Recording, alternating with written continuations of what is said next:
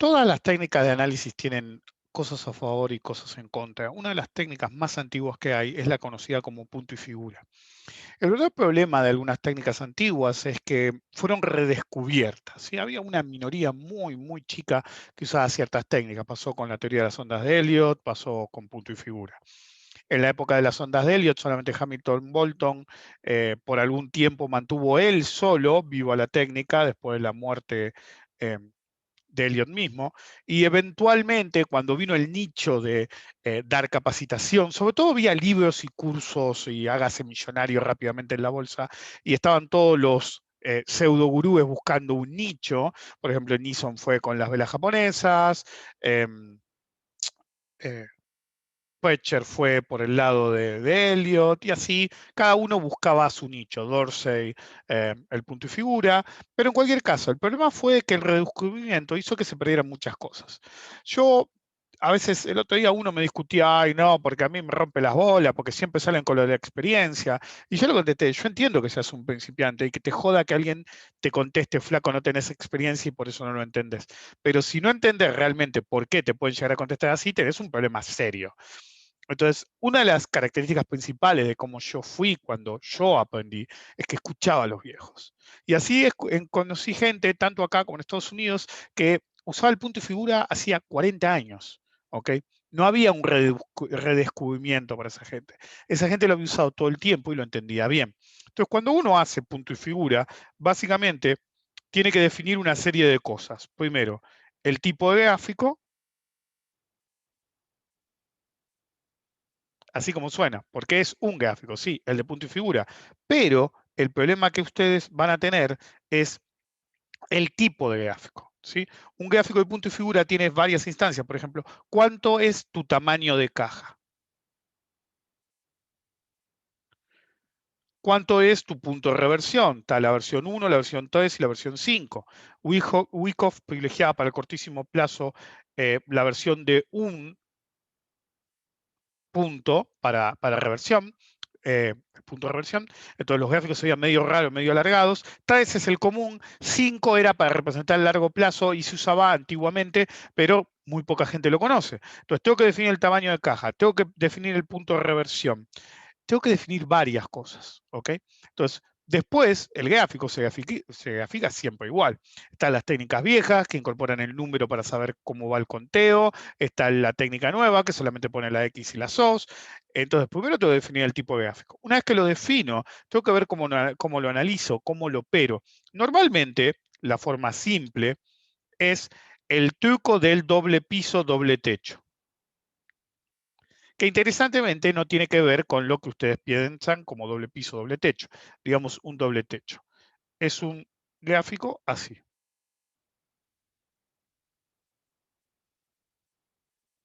No, estas dos no van. Entonces, uno esperaría, desde el análisis técnico tradicional, que pase eso. No.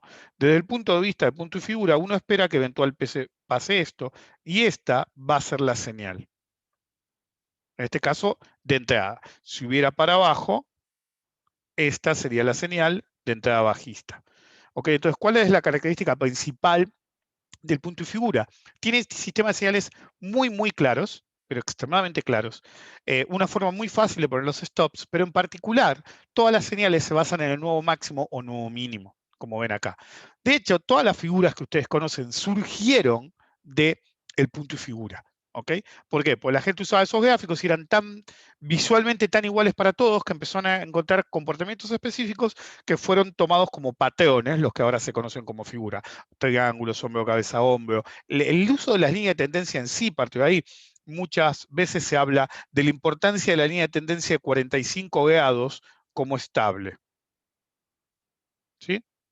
Pero sale de acá, porque al ser graficado en cuadriculado, por así llamar, realmente la línea siempre eran de 45 grados, ¿sí? O había una de menos grado porque unía en ángulo varias cuadrículas, ¿ok?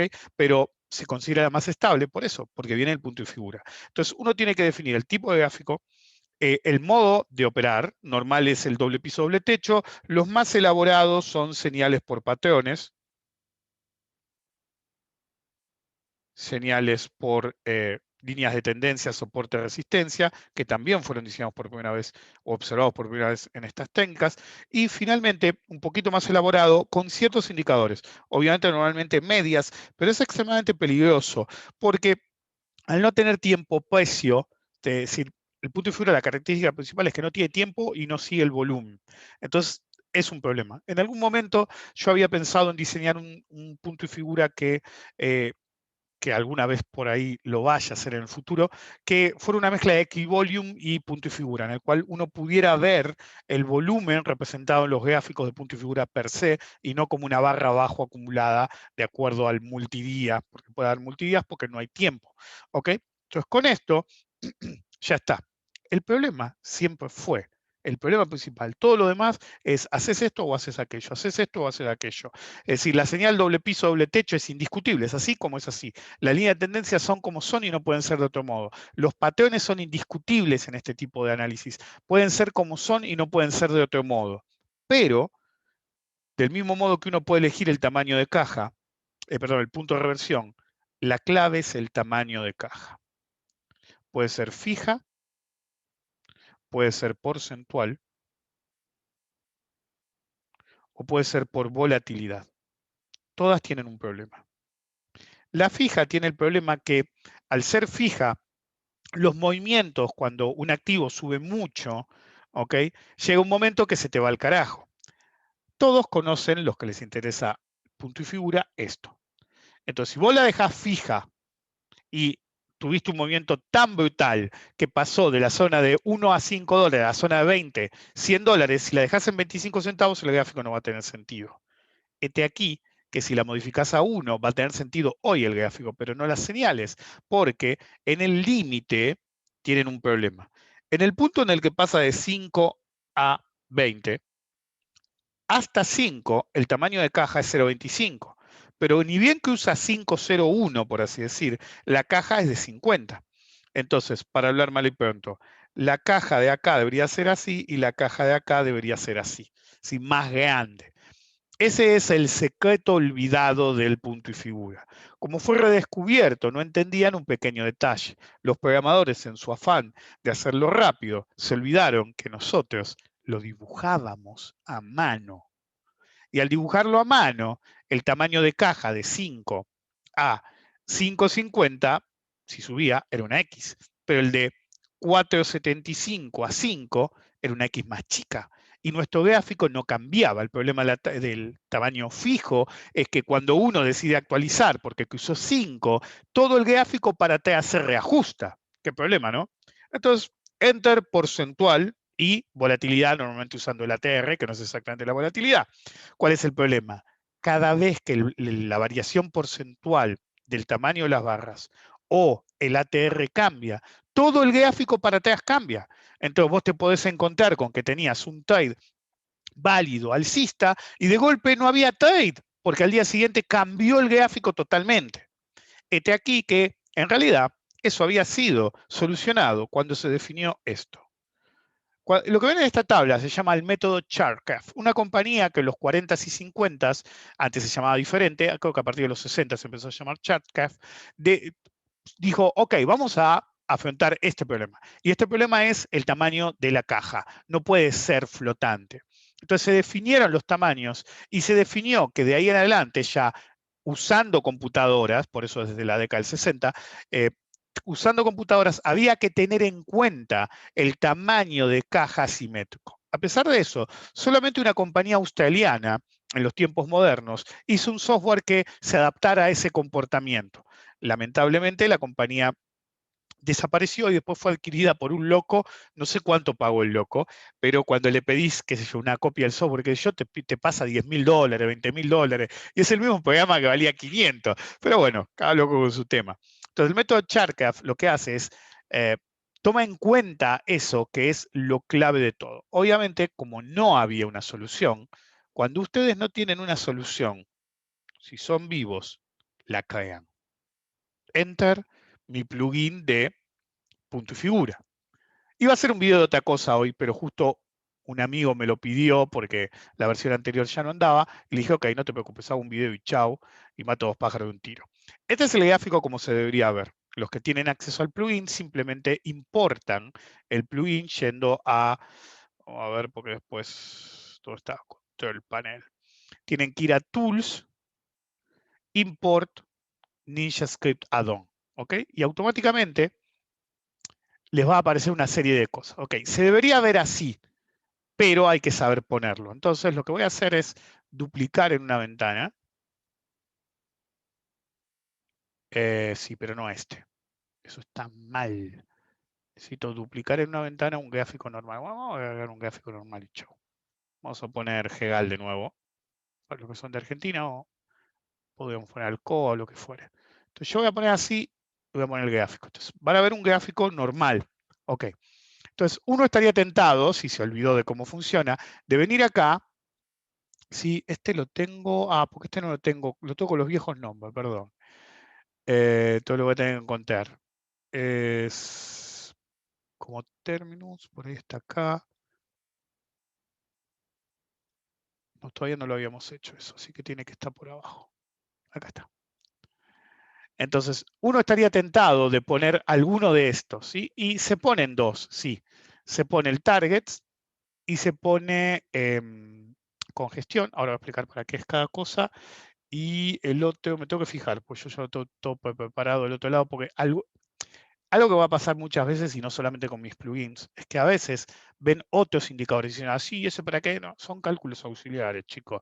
Pero después se olvidan y los quieren poner. ¿Ven? El gráfico es un desastre porque no está en punto y figura. Entonces, uno estaría tentado simplemente de venir a Chart Style y seleccionar, perdón, sí, a Chart Style. No lo veo, acá lo veo. ¿Sí? Y seleccionar uno de estos dos. ¿Sí? Este es el tradicional de Ninja Tiger, ¿ven? Fijo. Ahora, el de abajo, cuando lo ponga, lo ven mal. ¿Ok? ¿Por qué lo ven mal? Porque no hay que hacerlo así. Uno tiene que venir acá, si dice doble clic para sacar las propiedades de Data Series, y en vez de estar acá, van a tipo y seleccionan Terminus PNF. ¿Ok? Creo que es Fearless Capital PNF en la nueva versión. Pero se entiende, ¿sí? Tienen que venir acá y seleccionar el tipo de barra. Automáticamente le pone Reversal 3, podría ser 1, obviamente, y le vamos a poner Apply. Y ahí se ve como debería verse. ¿Ok? Entonces, ahí se ve como debería verse. Y si bien por ahí no es muy obvio en este en particular, el tamaño de caja acá y el tamaño de la caja acá es completamente diferente, es adaptable, pero es adaptable en forma inteligente. ¿Qué significa eso? Se adapta totalmente a la metodología Charcraft. Entonces, es el verdadero gráfico de punto y figura. Se puede ver sobre todo en barras como esta. Fíjense el tamaño de las O's acá y de golpe son más chiquitas. ¿Ok? ¿Se entiende? Entonces, cualquier tipo de activo, por ejemplo, el ES, ustedes ven acá y están prácticamente pegados, pero a partir de 1000 son prácticamente el mismo tamaño. ¿Por qué? Es el método Charcraft. ¿Ok? Yo a veces...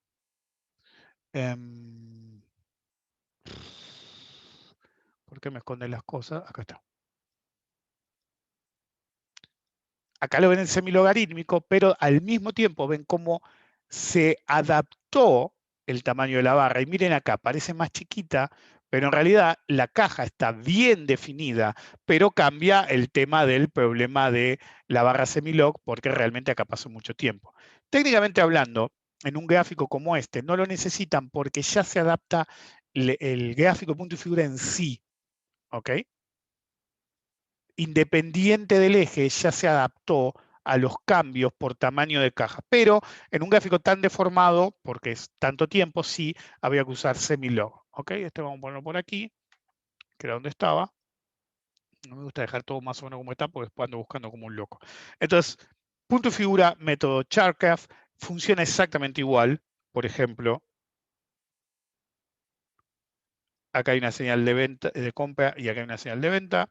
Acá hay una señal de compra, acá hay una señal de compra, acá hay una señal de compra, señal de venta, señal de venta, tienen el triángulo perfecto ahí, señal de venta, señal de venta, esto es Galicia, ¿eh? Señal de venta, señal de venta, señal de venta, no veo ninguna catapulta, ¿sí? señal de compra y compra de mayor plazo según este pivot, señal de venta, señal de compra, el triple techo perfecto que no dio señal, y eventualmente el doble piso dio venta acá, que básicamente fue desde la zona de 35 hasta la zona de 10, señal de compra, señal de venta, compra, venta, y actualmente estamos ahí, ¿ok? Entonces, fíjense que las señales son extremadamente claras, incluso en movimientos tan brutales como este de Galicia. En la pospaso no te quedabas adentro, papá, pues ya venías vendido, ¿ok? Esto es Galicia, Grupo Financiero Galicia de Argentina, cotizando en Nueva York. Alguna razón hace que no me tome el e-signal en NinjaTrader últimamente, dan vuelta, qué sé yo, pero bueno, la realidad es que no toma. Podría hacerlo con, ¿cómo se llama? Con, se me fue. Con Thinkorswim, ese me va a tomar, pero no vamos a tener igual los datos de Argentina. A mí me interesa que me tome el e-signal porque me toma los datos de Argentina, vamos a tener que hacer una API para nosotros con la web app para poder alimentar ese tipo de gráficos. Como ven, eh, el punto y figura es útil cuando saben realmente cuáles son sus límites. Mientras un gráfico esté en los rangos, creo que cerré, pero miren el video más para atrás, en el rango, por ejemplo, 1 a 5, 2 a 5, o 5 a 10, o 10 a 20, y se mantenga de ese rango, el problema de caja no lo van a tener. Pero en cualquier gráfico en el que haya un régimen de volatilidad lo suficientemente alto, que es lo que pasa en los últimos años, siempre van a tener ese problema. Y por esa razón, descansando en el back-end, debería haber un tipo de gráfico como este que se adapte. Por eso creé este plugin específico. Entonces, yo me tengo que olvidar. Simplemente ajusta automáticamente el tamaño de la caja y yo solamente tengo que pensar qué está pasando. Entonces, este muchachito tiene cargado, por eso tiene que tener esos indicadores, targets, congestion y trend. El congestion es el que hace estos patrones para ver zonas, no son de volume by price, son simplemente zonas de congestión según las X y los O's. Los targets son todos los objetivos que ven numeritos por ahí, estas líneas, por ejemplo esta de acá y esta de acá, que son los objetivos de target horizontal y vertical. Si los quiere independientes, ahí sí toca. Por ejemplo, venimos acá, sacamos targets y volvemos y buscamos el horizontal y el vertical, que está por algún lado de acá, vertical, y solamente me va a mostrar los verticales y no los horizontales. ¿Ok? Este acá y este acá. Más de uno debe querer que se dé. Ok, en cualquier caso, eh, el verdadero problema de cualquier tipo de análisis es que muchos no entienden los límites de lo que están haciendo. No entender exactamente cómo funciona la herramienta que uno está haciendo y cuáles son sus problemas y por qué da una ventaja al que sí lo entiende dramática. Muchos, porque más de uno le gusta la técnica de punto y figura por la claridad de señales y la indiscutibilidad, es el gráfico para todos iguales si usamos los mismos parámetros, pero no entienden que en ese redescubrimiento se perdió el verdadero secreto del método Chartgraph, que era la adaptabilidad del tamaño de caja en una forma indiscutible. Conocer los límites de lo que nosotros hacemos y realmente ser capaces de ir más allá de esos límites ayuda muchísimo a operar. El resto de conocimiento siempre es clave. Tener las herramientas correctas también. Pero como yo siempre digo, si sos suficientemente vivo, aunque no seas un programador, yo no programo, tenés que ser capaz de hacer diseños para que se ajusten a lo que ves que falta en el mercado para analizar. A mí me faltaba esto y sabía que a otros también, y por eso diseñé este plugin en particular. Nos vemos la próxima.